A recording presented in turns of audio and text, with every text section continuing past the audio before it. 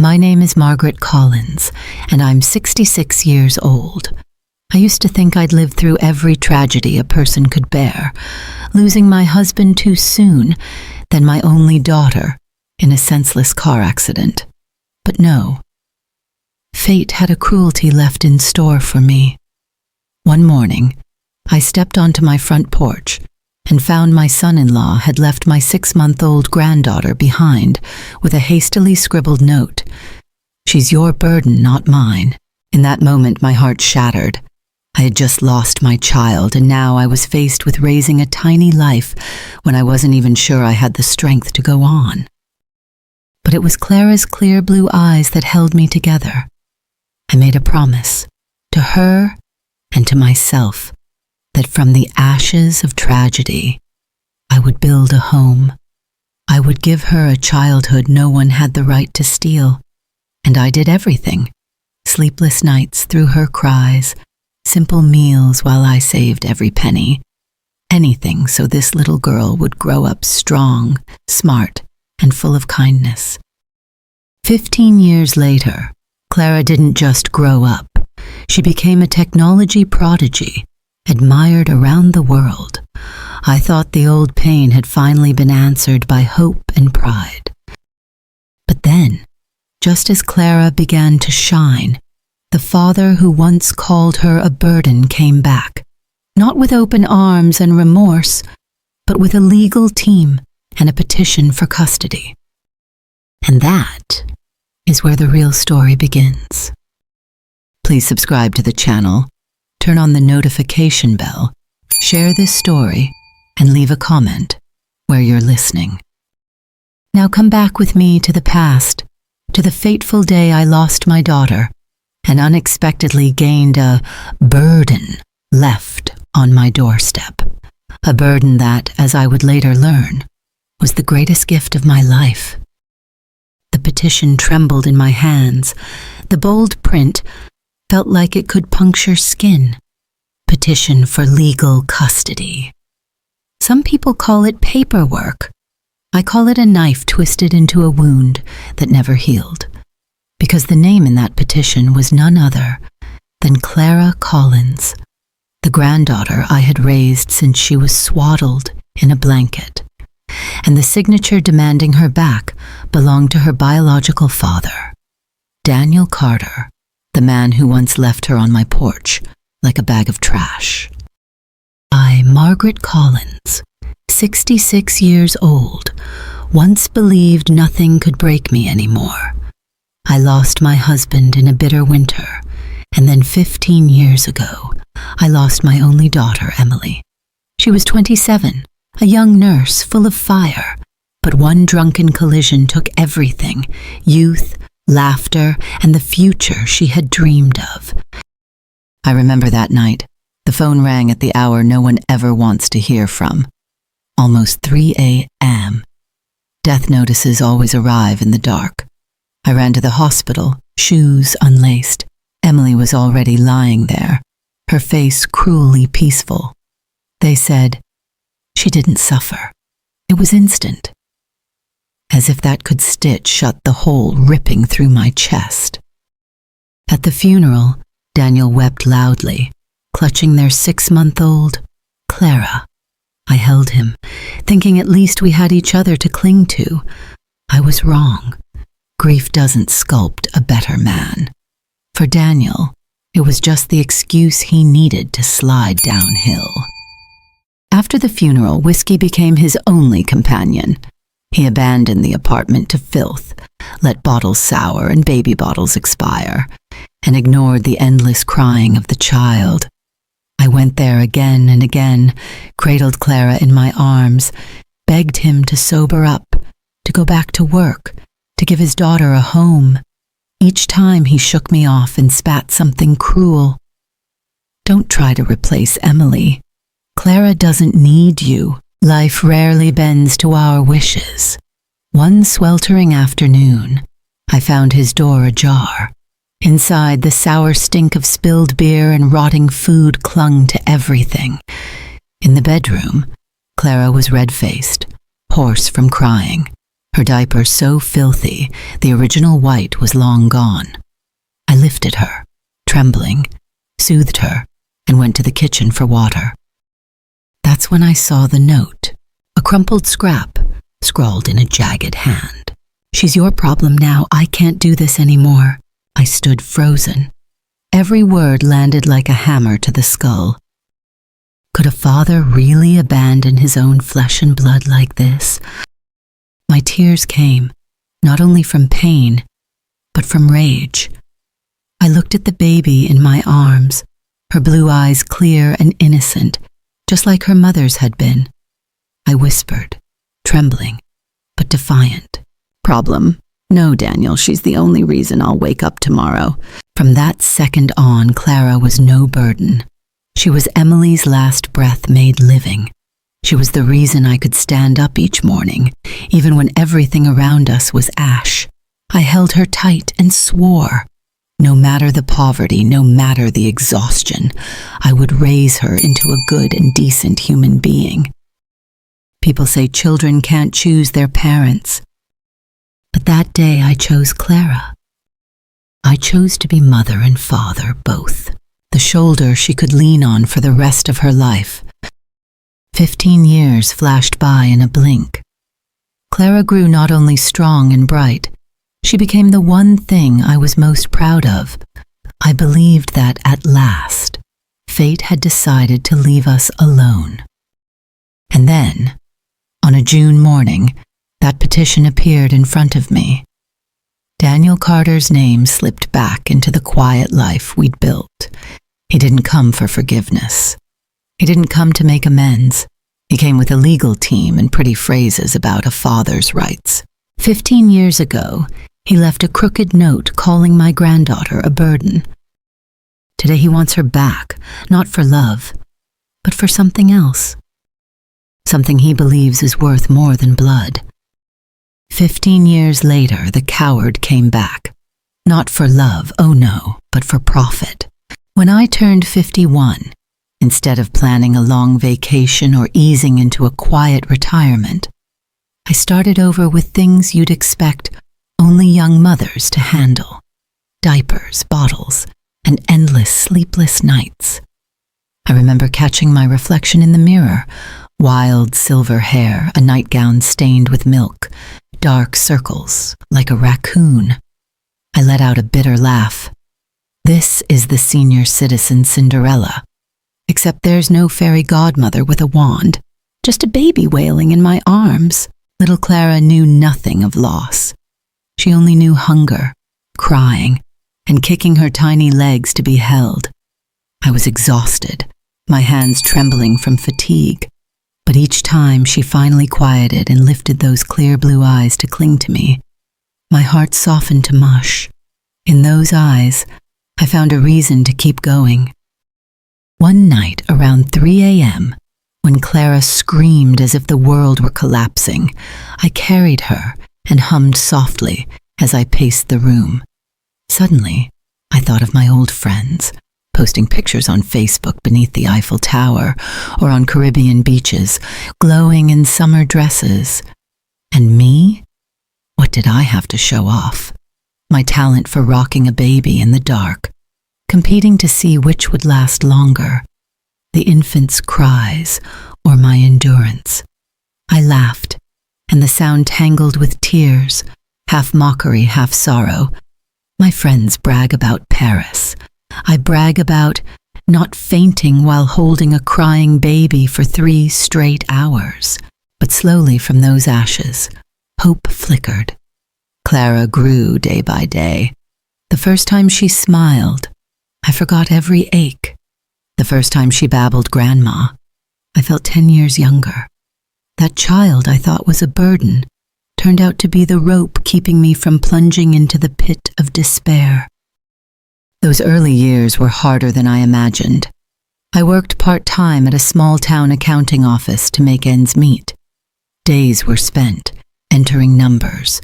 Nights were a carousel of porridge, diapers, and lullabies. My life revolved around Clara's schedule, like a clock with only one hand, pointing to the same small, beating heart. Clara was different from the start. While other kids clung to dolls, she rummaged through my newspapers and magazines. At 4, she could read letters.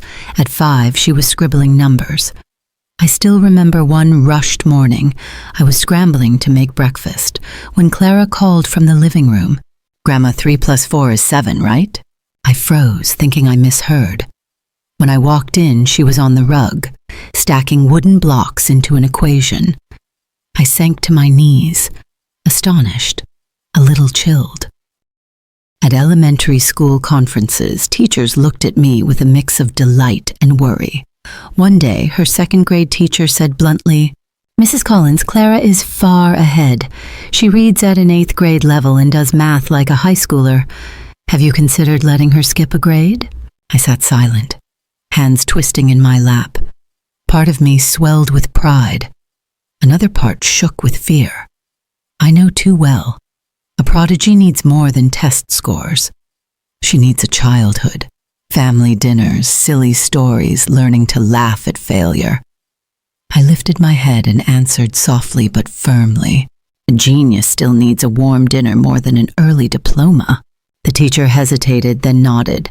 She didn't fully understand, but I did.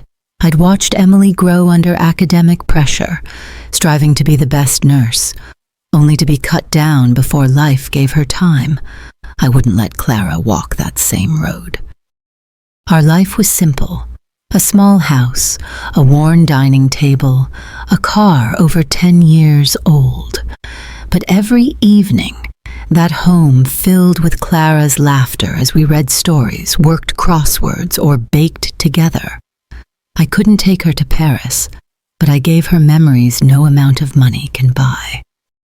And so, from an abandoned infant, Clara became a bright, inquisitive girl.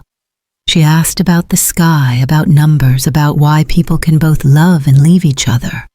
Each question was a stitch, pulling the torn edges of my heart together, reminding me life could still be beautiful if I kept looking into those innocent eyes. But the larger Clara grew, the more I sensed the ghost of the past flickering at the edges. Whenever she looked up and asked about her father, I dodged. I was afraid that one day she'd seek answers I couldn't give. I told myself the past would stay buried. I forgot one truth. Ashes don't disappear. They just lie still, waiting for a strong wind to rise again. And that wind was closer than ever. The small Vermont town where I live isn't known for much. People mention it for the family diner that makes chicken soup better than any fancy restaurant, or the little general store with a wind chime over the door to announce customers. But from my old house, a small miracle slowly grew. People started calling Clara the Vermont Wonder Girl. The title sounds lovely, but to me it felt like a double-edged knife. Because everyone knows, the brightest light is the easiest to gossip about, to pick apart, and eventually, to break. Clara had just turned 14. One evening, while I was hunched over the electric bill, she sat beside me, opened her laptop, and filled the screen with lines of symbols that made my eyes blur. She looked up, innocent, certain. "Grandma, I think I just built software that can help visually impaired kids read faster." I blinked. I'm used to knitting sweaters and balancing ledgers. For me, technology means trying to turn on my phone without accidentally powering it off. And now the baby who once wailed for milk at 3 a.m. was writing code. I was stunned and a little wry. In my day, I knitted to keep us warm for winter. And you're about to sign a 6-figure contract with a single click. It didn't take long for Clara's software to outgrow our cramped living room. A teacher at school tried it and quickly realized it really worked. Word spread, then reached an education conference. Before I could catch my breath, one morning Clara's inbox lit up with an email from GlobalTech, a major tech conglomerate based in New York. I remember the moment. Clara read the email slowly, then her eyes lit up. "They want to meet me, Grandma. They say my software has global potential. I froze. GlobalTech? The name I'd seen on television, attached to billion-dollar contracts and people in glass towers that scraped the sky. I was just a grandmother living on an accountant's paycheck, feeding my granddaughter with careful, frugal meals, and now they were looking at her. I should have been thrilled, but a quiet dread stirred in me. Spotlight can make you shine, but it can also burn a child who hasn't learned how to stand steady. In the days that followed, our phone rang nonstop. Local reporters asked for interviews. One paper crowned her Vermont's young coder. People asked how I felt. I smiled and said the polite thing. I'm proud, of course, but once the door closed, I sank into a chair, shaking. I was afraid the very light surrounding Clara would swallow her whole. Clara, of course, was as guileless as any teenager brimming with dreams. She talked about improvements, about helping kids everywhere learn more easily. I listened, loving her and fearing for her in equal measure. I knew she was brilliant, but brilliance alone isn't enough when the world is poised to turn an angel into a target. A month later, Clara appeared on a regional TV talk show. I sat in the audience, hands clenched. On stage, she wore a pale blue shirt, eyes shining as she explained why she wanted to help kids who had less. The room went silent, then erupted in applause. I wanted to cry and to shout, Don't let the world touch my girl." After that, neighbors, friends, even strangers at the grocery store whispered, "That's Mrs. Collins's granddaughter, the prodigy." I only smiled, but unease rose in me. I knew too well. Once someone becomes public property, they soon lose the peace that once belonged to them. One night, after Clara fell asleep, I sat in the dark living room, staring at stacks of newspapers and emails. I wondered if I was letting Clara step onto a road too big, too bright, too blinding for a 14-year-old. I whispered to myself, spotlights can be warm, but they can also burn. And I had no idea that somewhere out there, someone was watching Clara, not as a child, not as a prodigy, but as a profitable asset, an asset he had once thrown away without a second thought. Because that man was getting ready to come back. People say you don't need to summon demons. They find you on their own. And it's true.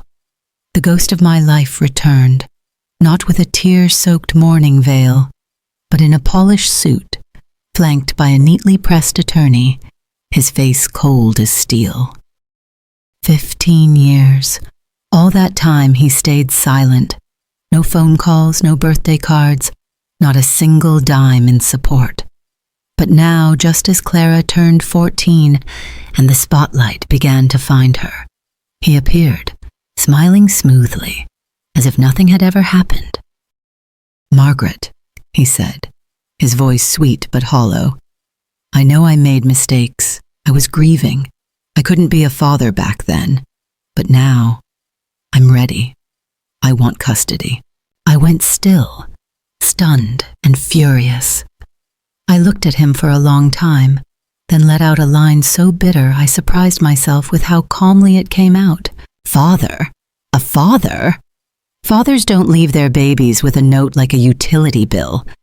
Chaw don't abandon a child with a slip of paper like an overdue payment, Daniel."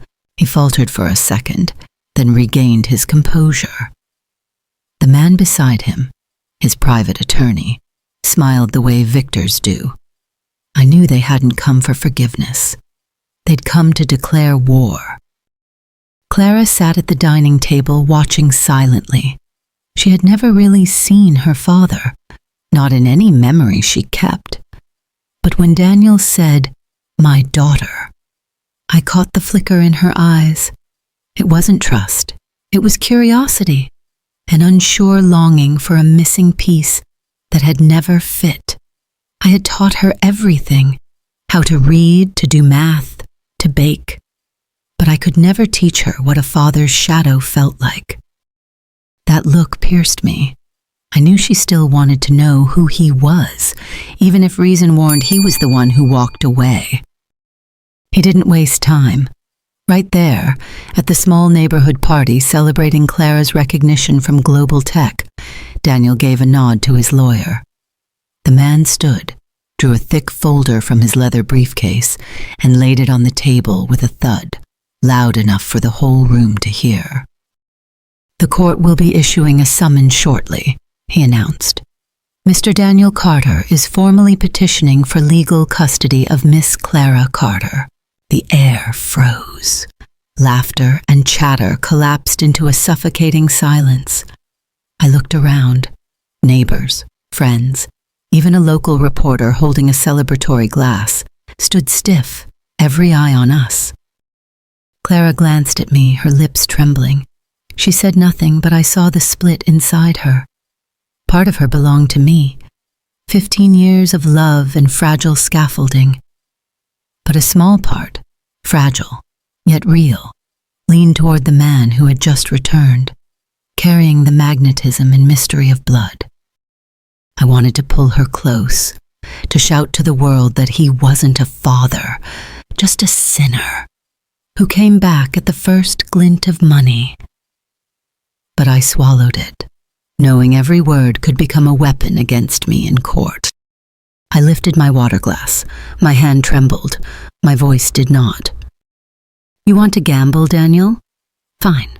But remember, this isn't just about blood. It's about memories, tears, and all the long nights you never knew." He merely shrugged, as if my words were nothing more than a cheap line from a bad play.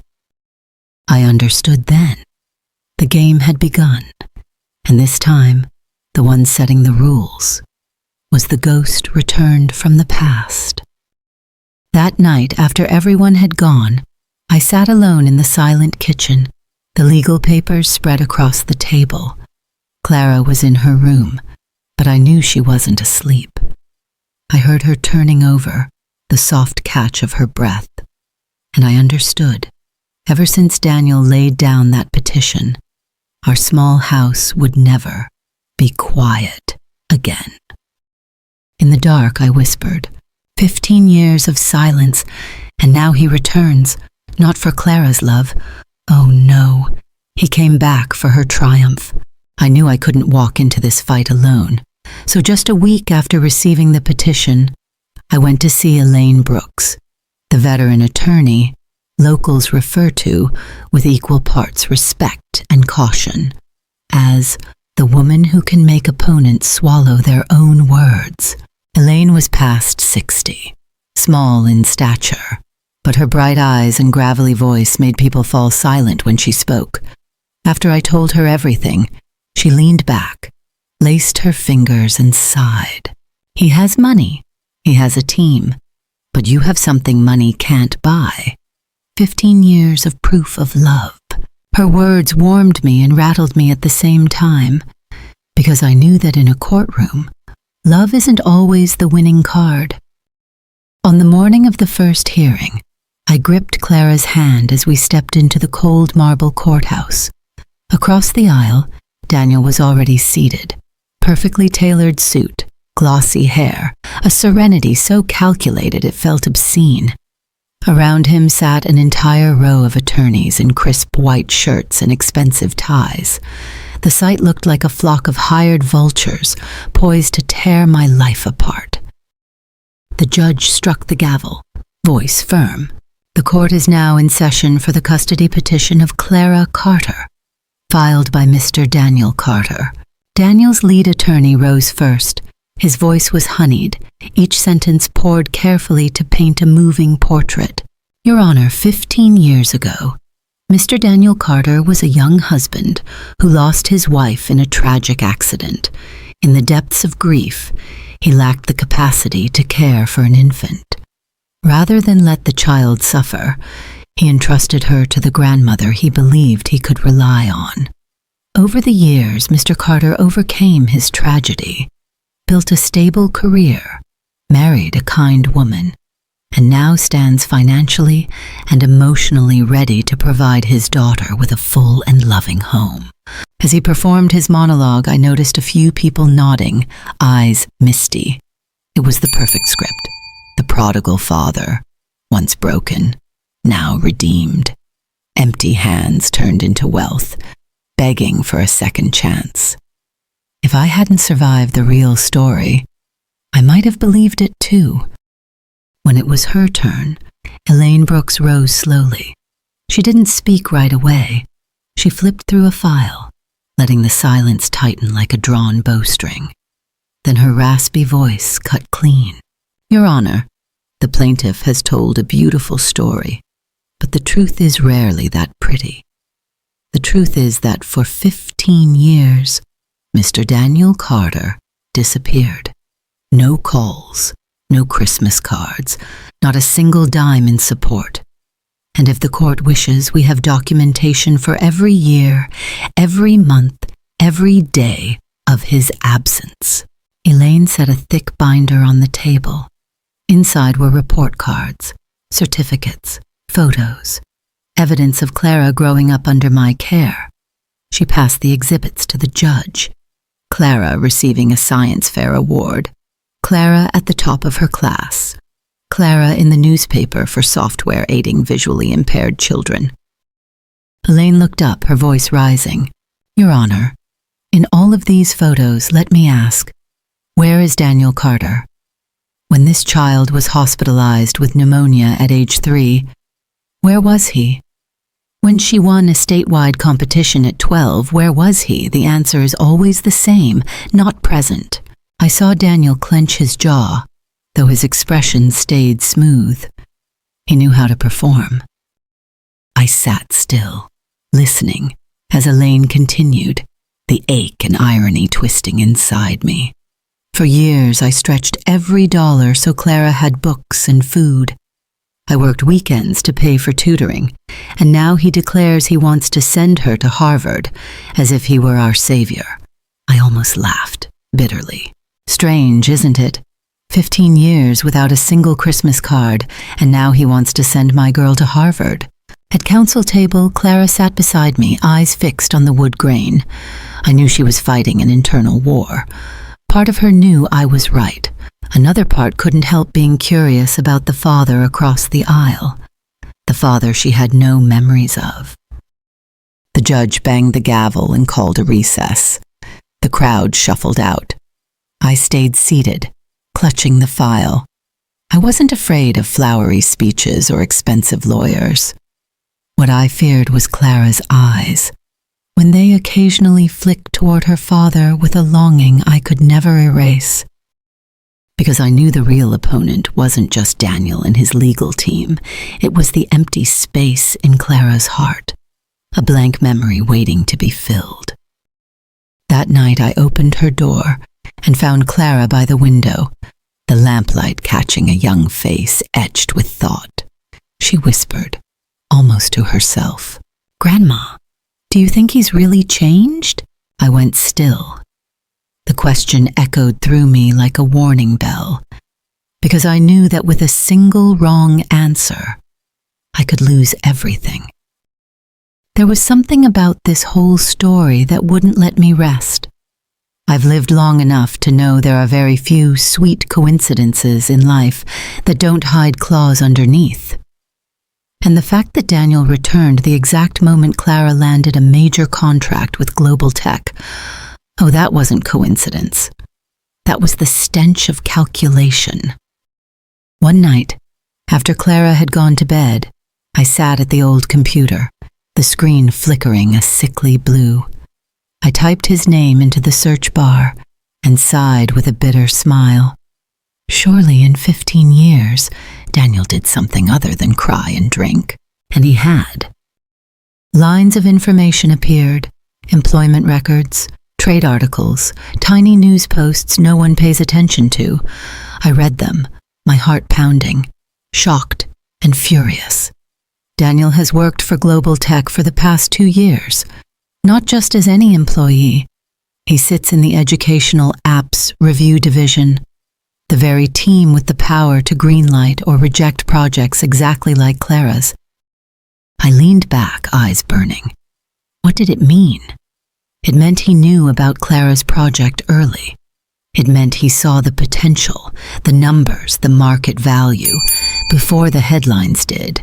It meant the day he showed up at that celebration, smelling of power in a tailored suit, was not the rebirth of a father. It was the entrance of an investor, ready to claim the intellectual property he decided was his. I laughed softly, a laugh laced with acid. Came back for fatherly love? No. He came back for a 6-figure contract, for the scent of money he never had the courage to earn with his own hands. The truth slithered out of the dark like a snake. I shuddered, then felt something else flare up. Hope. Hope that at last I had the evidence to rip the mask off the man who had once thrown his daughter away. The next morning, I brought everything to Elaine Brooks. She sat behind her desk, reading glasses on, scanning line by line. I watched her eyes narrow, the corner of her mouth curve as if she'd found a crack in a wall that had seemed impenetrable. "Margaret," she said slowly, "if this checks out, he's not just a father coming back late. He's a man abusing his position to target his own daughter. And courts are not kind to people who treat a child like an asset to speculate on." Elaine closed the file, tapping the cover with one finger. "We'll wait for the next hearing, and when he thinks he's got the upper hand, we strike." The courtroom that day was thick with the air of a bad play. Every character had memorized their lines and was just waiting for their cue. And Daniel, my former son-in-law, was the star. He took the stand with trembling hands and glassy eyes. A single tear fell right on schedule. His voice caught, just sincere enough to tug at the room. I was wrong. I was grieving. I was weak. But I never stopped loving her. I just need a chance to be a father again. A few people in the back row nodded. Someone even dabbed at their eyes. I wanted to laugh. For 15 years, he couldn't send a postcard with happy birthday, and now he was peddling remorse like it could be bought with a few late tears. Then it was Elaine's turn, my attorney. She rose without theatrics, without tears, only a thick case file, pages of black ink sharper than any blade. "Your Honor," Elaine said, steady and clear. "We have evidence that Mr. Daniel Carter has worked in GlobalTech's educational app review division for 2 years.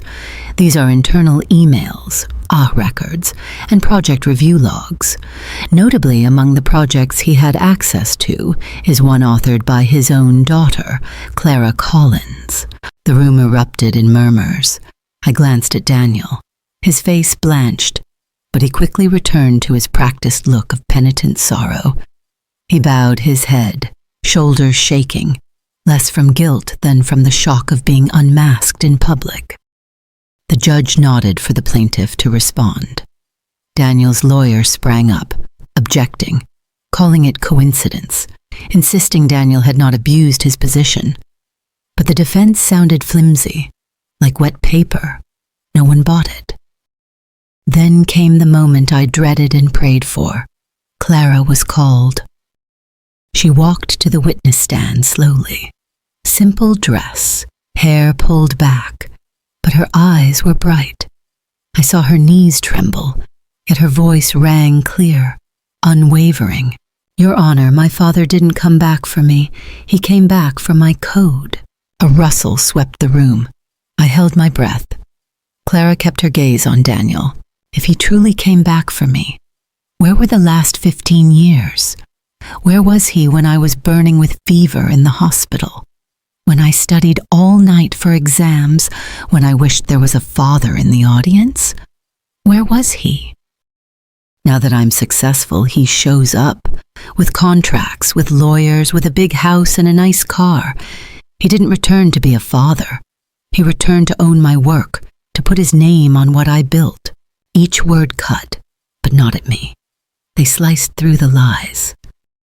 Daniel stood silent, his face drained, his eyes skittered away.